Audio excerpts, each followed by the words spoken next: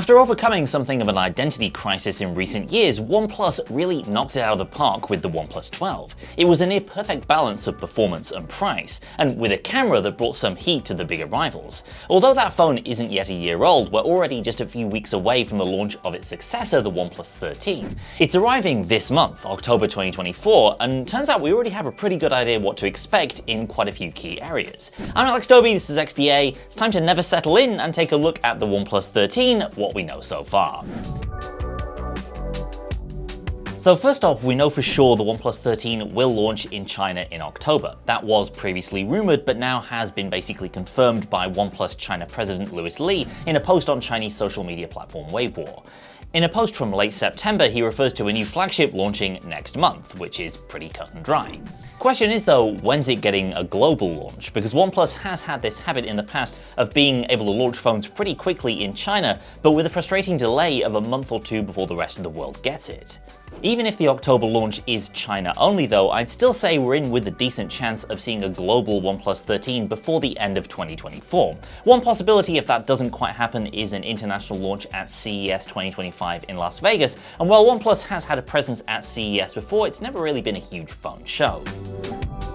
The next thing we know about the OnePlus 13 also comes from a Weibo post by Louis Lee. It seems like OnePlus will finally be jumping on the flat display bandwagon, making the OnePlus 13 the first OnePlus flagship since 2018 to not have a curved OLED display. The photo here only shows the actual display components, so we can't see any details of the phone's body or any other aspects of its design, but it's an impressive upgrade on the OnePlus 12 in terms of screen bezels, and the use of a flat panel should make it infinitely easier to find a decent high-quality glass screen protector that doesn't cost the earth.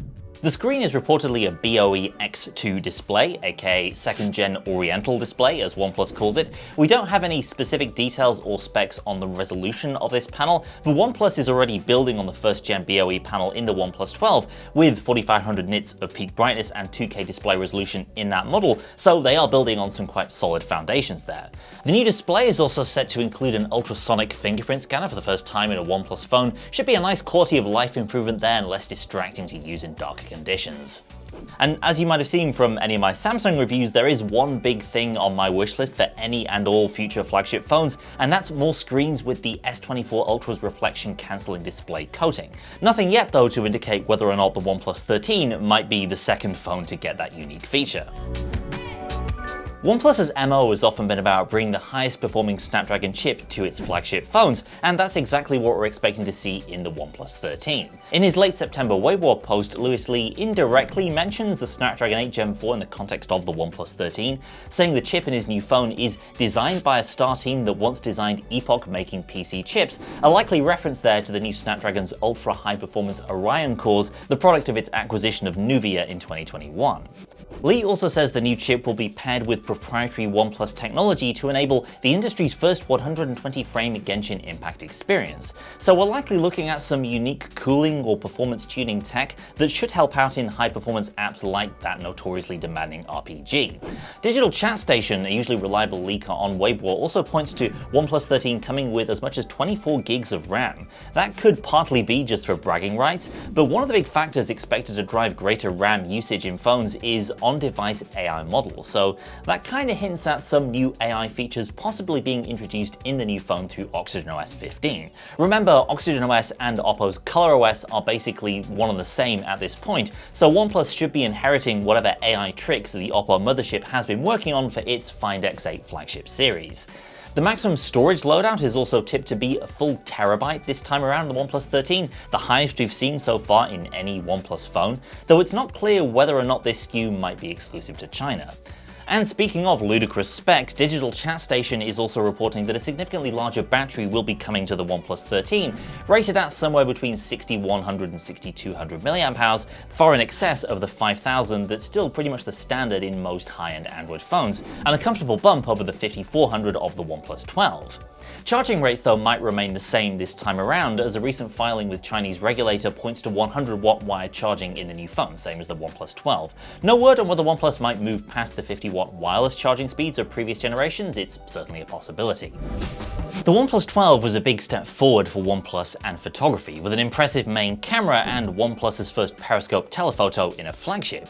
And based on reports from data engineer and occasional tech leaker Yogesh Brar, the 13 will retain the excellent 50-megapixel Sony LYT-808 primary camera from the OnePlus 12 with its bright f/1.6 aperture, and build on it with subtly upgraded ultra-wide and telephoto capabilities. Both telephoto and ultra-wide are set to use Sony's LYT-600 sensor. That's another 50-megapixel part that's slightly larger than the equivalent sensors of the OnePlus 12, but not by a whole lot. One over 1.95 inches versus 1 over 2 in the older model, with its mix of Sony and OmniVision sensors. No specifics on the zoom levels or fields of view in either of these secondary cameras at the moment. For ultra-wide in particular, I would like to see a bit more of a wider aspect ratio, since that was one of the areas that disappointed me in the OnePlus 12.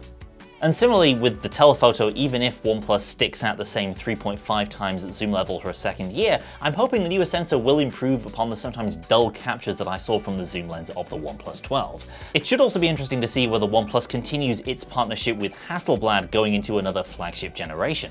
The deal it signed with the veteran camera firm in 2021 is up for renewal in 2024, so if OnePlus, or more likely parent brand Oppo, is looking to save some cash, then that camera co-branding could end up on the chopping block.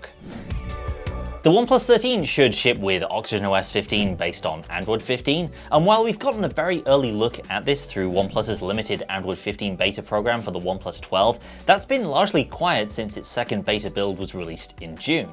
Since then, a handful of screenshots have leaked of Oppo's ColorOS 15, which, like I said, is the Oppo branded version of this software, which is basically one and the same as OxygenOS these days. Minor improvements we can see here seem to include some home screen widgets and notification changes, but we should learn more when the new version is officially announced at Oppo's developer conference in China on October 17th. Besides which, Digital Chat Station also reports improvements to animations and layer blurring as part of a focus on visuals and attention to detail in its upcoming version of Oppo and OnePlus's software. The design of the OnePlus 13 is a bit of a mystery at present, which honestly is kind of unusual for a phone that's less than a month out from release. This design has been doing the rounds on social media in recent days and was originally posted on Weibo by Digital Chat Station. However, this shows the OnePlus 13 in its protective privacy case, or as it's called by some other brands, its lunchbox case. These are so cool because they're big, chunky, and plasticky and designed to hide the design of an unannounced product when it's been tested out in the wild. So what might seem to be a large Google Pixel style camera module here is in fact likely just the camera window in one of these lunchbox cases.